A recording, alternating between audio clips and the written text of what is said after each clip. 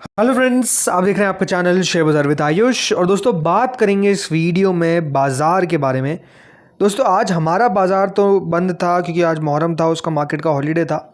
लेकिन दुनिया के बाज़ार दोस्तों खुले हुए थे और दुनिया के बाज़ार में आप कह सकते हैं आज के दिन क्या हुआ है, कोहराम सा मचता हुआ देखने को मिला है। तो हुआ क्या है, इसका हमारे मार्केट्स पर कितना इम्पैक्ट पड़ेगा, क्या मंडे को हम मार्केट्स में एक बड़ी गिरावट का इंतज़ार करते हुए देखने को मिल रहे हैं, यानी मंडे को बाज़ार जो है वो फ्राइडे की गिरावट जो है वो दोहराता हुआ देखने को मिलेगा क्योंकि फ्राइडे को हम बंद थे। तो इस पूरे टॉपिक के ऊपर इस वीडियो में चर्चा होगी, क्या हुआ है पूरे एशियन मार्केट्स के अंदर, ये आपको मैं इस वीडियो में बताऊंगा। तो वीडियो दोस्तों आप लोग देखिएगा पूरा, लेकिन उससे पहले अभी तक अगर आपने चैनल को सब्सक्राइब नहीं किया है और पहली बार विजिट किया है तो ऐसे इंफॉर्मेटिव वीडियोज़ के लिए सबसे आप लोग ज़रूर चैनल को सब्सक्राइब कर लीजिएगा। सो दोस्तों, इस पूरे हफ्ते अगर आप हमारे बाजार को देखेंगे तो लगभग 75 अंक के आसपास नीचे बंद होते हैं, 0.31% के आसपास की गिरावट देखने को मिली। लेकिन इंपॉर्टेंट बात ये थी कि निफ्टी इन दोस्तों 24,000 रुपये का लेवल जो है वो अपने आप में तोड़ा नहीं। इस हफ्ते अगर कोई क्लोजिंग हमको आती हुई देखने को मिली तो वो 24,000 के नीचे नहीं आई। ये अपने आप में आप कह सकते हैं सबसे बड़ा पॉजिटिव था। लेकिन दोस्तों, जैसे मैंने कहा, आज के दिन क्या था, आज के दिन हमारे बाजार बंद थे, हॉलीडे था क्योंकि दोस्तों मुहर्रम था, तो उसके बेसिस पे मार्केट्स आज बंद थे। लेकिन जैसे मैंने कहा, दुनिया के बाजार खुले थे और दुनिया के बाजार में क्या हुआ ये आप देखिए। South Korean stocks in tail spin as KOSPI crashes 8%, head for worst week since March. तो दोस्तों, आज के दिन हुआ क्या है, जो साउथ कोरिया का बाजार है वहाँ पे हमको भारी गिरावट देखने को मिली है। और भारी गिरावट इस तरीके से कि वहाँ पे दोस्तों जो इंडेक्स है जिसको कॉस्पाई कहा जाता है वो दोस्तों एक दिन में 8% तक आपको गिरता हुआ देखने को मिला है। और ये जो पूरा हफ्ता रहता हुआ देखने को मिला है, ये अपने आप में बहुत ही ज़्यादा बुरा हफ्ता बेसिकली गुजरता हुआ नजर आया है कॉस्पाई का। इस प्रकार का जो फॉल है वो आपको देखने को मिला है। हाँ, इस बात को नोट करना इंपॉर्टेंट है कि दोस्तों ये सारे वो बाजार हैं जिन्होंने सबसे शानदार रिटर्न्स हाल ही में डिलीवर करें।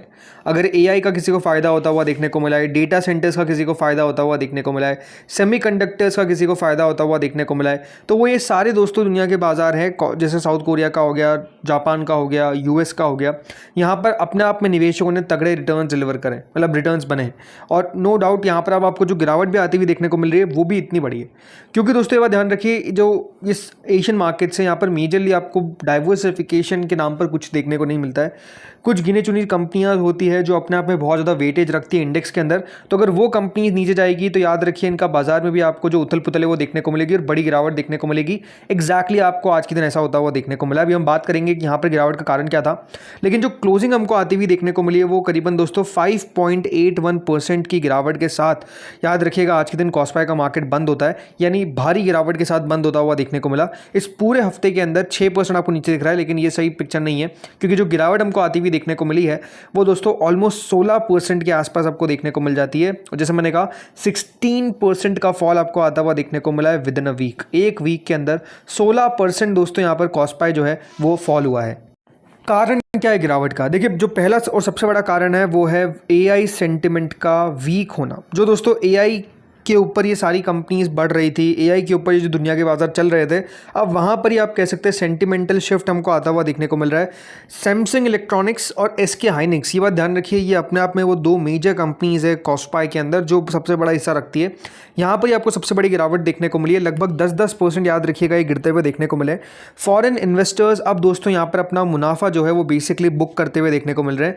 बताया जा रहा है कि foreign investors sold shares worth about 5 trillion won, equivalent to nearly 3.1 lakh crore, मतलब 3 लाख करोड़ से ज़्यादा के जो शेयर्स है वो दोस्तों आप कह सकते हैं बेच दिए हैं। इतना जो प्रॉफिट है वो अब बुक किया जा रहा है। और जैसे मैंने कहा, क्योंकि ये दोनों चिप मेकर कंपनीज ऑलमोस्ट 60% कॉस्पाई का वेटेज रखती है, तो अगर दोस्तों ये दोनों 10% आपको गिरती हुई देखने को मिलेगी तो कॉस्पाई का 8% गिरना स्वाभाविक सी बात है जो आपको होता हुआ देखने को मिला है। दूसरी चीज़ जो होती हुई नजर आई है वो है दोस्तों एप्पल की प्राइजेस का जो बढ़ते हुए नजर आए। मतलब ये बात ध्यान रखिए, जो एप्पल की प्राइजेस हैं, क्योंकि मेमोरी प्राइजेस बढ़ती हुई देखने को मिल रही है तो एप्पल ने अपनी सारी जो कॉस्ट है वो बढ़ा दी है अक्रॉस आईपैड्स, मैकबुक्स, ये सब की प्राइजेस जो है वो अब हमको बढ़ती हुई देखने को मिल रही है। तो ये भी दोस्तों इन्वेस्टर का जो सेंटिमेंट है वो वीक करती हुई देखने को मिल रही है। एप्पल के शेयर्स भी इस खबर पे लगभग दोस्तों 6% हमको गिरते हुए देखने को मिले। $250 बिलियन मार्केट पूरा इनका जो मतलब $250 बिलियन के आसपास का मार्केट वैल्यू जो है वो स्वाइप आउट होता हुआ देखने को मिल गया। सिंपल सी बात है कि अगर दोस्तों प्राइसेस इस तेज़ी से बढ़ते हुए देखने को मिलेंगे तो डिमांड में कुछ ना कुछ आपको दिक्कतें आती हुई देखने को मिल सकती है। वहीं माइक्रोसॉफ्ट ने भी अपने प्राइसेस बढ़ाए एक्सबॉक्स गेमिंग कंसोल के बाय ऑलमोस्ट $150 ग्लोबली। तो यहाँ पर क्या हो रहा है, लगातार दोस्तों जो मेमोरी प्राइसेस, जो मेमोरी चिप्स की प्राइसेस बढ़ती हुई देखने को मिल रही है, उससे कंपनीज अब उसको पास ऑन करती हुई नजर आ रही है अपने बेसिकली जो भी खरीदार है उनको, और इसके कारण दोस्तों जो गिरावट है आपको वो देखने को मिल रही है। और यहाँ पर जो एक और रीज़न है वो है दोस्तों ओपन एआई के आईपीओ का डिले होना। जी हाँ, यहाँ पर जो इन्वेस्टर सेंटिमेंट है इसने इसको भी हिट किया है कि अगर ओपन एआई जो अपने आप में आप कह सकते हैं वन ऑफ द पायनियर्स थे पूरे दोस्तों एआई के अंदर, उसने अपने आईपीओ को अब कहा है कि हम थोड़ा सा वेट करेंगे, डिले कर सकते हैं हमारे आईपीओ को, बिकॉज अभी खबर आ रही थी कि दोस्तों ओपन एआई का जल्द हमको आईपीओ आता हुआ देखने को मिलेगा। लेकिन न्यूयॉर्क टाइम्स की एक रिपोर्ट आई जिसमें बताया गया कि ओपन एआई यहाँ पर अपना आईपीओ को पोस्टपोन कर सकता है अंटिल नेक्स्ट ईयर। और ये बताया गया है कि जो कंपनी है उसने कॉन्फिडेंशियली यूएस आईपीओ के लिए अपने पेपर्स फाइल किए थे लगभग $1 ट्रिलियन की वैल्यूएशन पे। लेकिन अब दोस्तों बताया जा रहा है कि कंपनी यहाँ पर एम कर रही है फॉर 2027।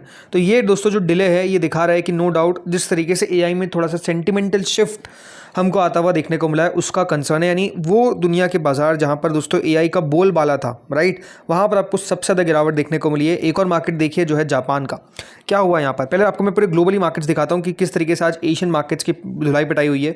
निकी आप देखिए लगभग दोस्तों आज के दिन 69,360 यानी 4% तक नीचे बंद होता हुआ देखने को मिला।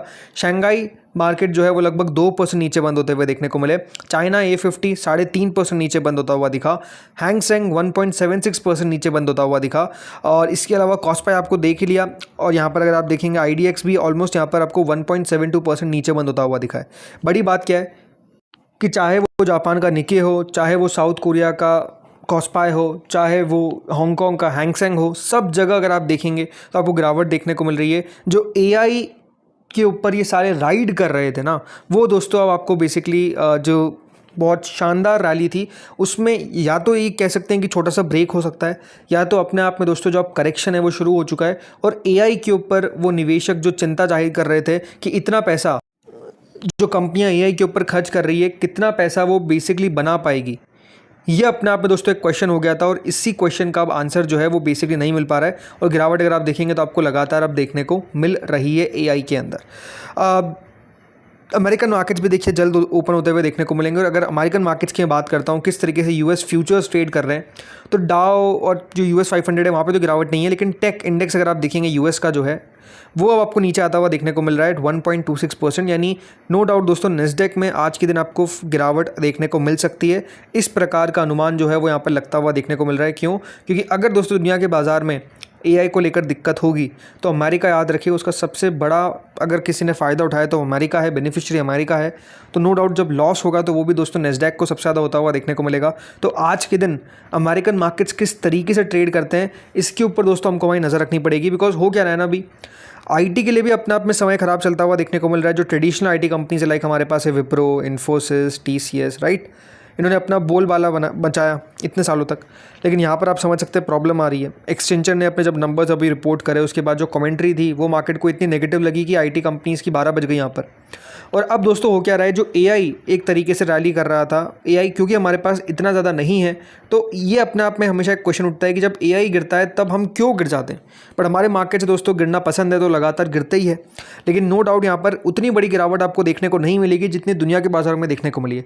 8% हमारा इंडेक्स नहीं गिरने वाला है, 5% भी नहीं गिरने वाला है। 1-1.5%, 2% गिरावट आ जाती है तो आ जाती है, लेकिन हाँ उतनी बड़ी गिरावट भी मुझे लगता है कि मंडे को हमको देखने को नहीं मिलेगी। क्लियरली वॉच करना है कि यूएस मार्केट्स आज किस तरीके से ट्रेड करते हैं। ये दोस्तों साफ अनुमान है कि जो यूएस के मार्केट्स हैं वहाँ पर जब आज शुरुआत होगी तो गिरावट के साथ ही आपको होती हुई देखने को मिलेगी। बिकॉज ओपन एआई का जो आईपीओ का डिले हुआ है ये नो डाउट दोस्तों मार्केट में एक थोड़ा सा शॉक वेव सेंड करता हुआ देखने को मिल रहा है। स्पेसिफिकली जो दोस्तों एआई के ऊपर बहुत ज़्यादा आप कह सकते हैं बुलिश थे, एआई के ऊपर बहुत ज़्यादा फोकस रख रहे थे कि AI is only the last thing, right. अब वो आप कह सकते हैं कि उनके लिए थोड़ा सा मुश्किल समय हमको आता हुआ दिख रहा है। सो ये अपने आप में एक सवाल है कि अगर एआई में इन्वेस्टमेंट बहुत ज़्यादा हो रहा है, राइट, उसके बाद जो वैल्यू है वो उतनी क्रिएट नहीं हो पा रही है इन टर्म्स ऑफ कि जो पैसा आप लगा रहे हैं, जो पैसा आप इन्वेस्ट कर रहे हैं, जो उसका रिटर्न है, रिटर्न ऑन आप कह सकते हैं इन्वेस्टमेंट ROI, अगर वो ज़्यादा नहीं है तो क्या traditional IT companies can again come in, तो क्या हमारे आईटी सेक्टर फिर बढ़ सकता है? ये सारे आई थिंक क्वेश्चन, इसका आंसर हमें मिलेगा, लेकिन कम से कम अभी 2 से 3 महीने वेट करना पड़ेगा। रीज़न बीइंग कि एआई कितना और प्ले कर सकता है, राइट, किस तरीके से सस्टेनेबली एआई के ऊपर काम कर सकता है। आई थिंक मार्केट्स उसको फोकस कर रहा है और अभी वो सस्टेनेबिलिटी नहीं आ रही, बिकॉज सबके पास दुनिया में इतना पैसा नहीं है कि दोस्तों वो एआई में इतना निवेश करे, राइट। तो वो एक सबसे बड़ा प्रॉब्लम है। तो इसीलिए जैसा हमारे पास जो ट्रेडिशनल आईटी कंपनीज है, क्या वो भी इसके साथ सिनर्जी में काम कर सकती है। आई थिंक मार्केट्स के लिए वो फोकस करने वाली बात है। बाकी हमारे मार्केट दोस्तों मंडे को कितना गिरेंगे, जैसे मैंने कहा, वो डिपेंड करेगा कि आज यूएस मार्केट्स में क्या होता है।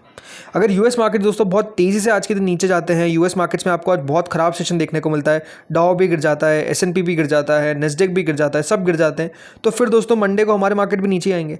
अदरवाइज ग्लोबल क्यूज जो सबसे बड़ा प्रॉब्लम चल रहा था क्रूड ऑयल का, वो तो अब आपको नीचे लगातार आता हुआ दिख रहा है।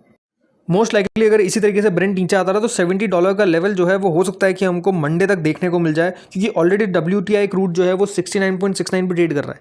तो ऑलरेडी $70 के नीचे जो है दोस्तों WTI को काम करना शुरू कर दिया है। मोस्ट लाइकली ब्रेंट भी आपको वही जो आंकड़ा है वो शो करेगा, उसमें कोई बहुत बड़ी दिक्कत वाली बात नहीं है।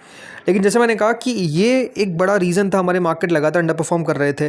लेकिन अब हो कह रहा है रुपया भी आपको थोड़ा सा स्ट्रांग होता हुआ देखने को मिल रहा है। स्ट्रांग इन द सेंस कि डॉलर के सामने आप कह सकते हैं जो वीकनेस बहुत ज़्यादा थी वो अब उतनी वीकनेस नहीं रही। FIs की सेलिंग भी आप कह सकते हैं रुकी नहीं है, बट कह सकते हैं कम हो गई है। थोड़ा थोड़ा बाय जो है वो हमको होता हुआ देखने को मिल रहा है। तो आई थिंक बहुत सारे फैक्टर्स जो हमारे पहले नेगेटिव तौर पे काम कर रहे थे, आई डोंट थिंक कि अब करेंटली उतना नेगेटिविटी है। ऐसे देखिए थोड़ी बहुत उतार चढ़ाव चलता रहेगा, बट जैसे मैंने कहा जो मेजर नेगेटिव है वो आई थिंक अब मार्केट ने दोस्तों डाइजेस्ट कर ली। तो आई थिंक अब मंडे को देखने वाली बात रहेगी कि किस तरीके से हमारा बाजार ट्रेड करता है। बट मेरे हिसाब से देखिए बहुत बड़ी गिरावट अगर कोई सोच रहा है तो आई डोंट थिंक कि वैसा होता हुआ देखने को मिलेगा। सो लेट्स सी अब होता क्या है मंडे को। इस वीडियो में इतना ही था। होपफुली आपको वीडियो दोस्तों बढ़िया लगा होगा, इन्फॉर्मेटिव लगा होगा। अच्छा लगा तो लाइक कर देना, चैनल से पहली बार जुड़े सब्सक्राइब कर देना। Thank you friends for watching this video.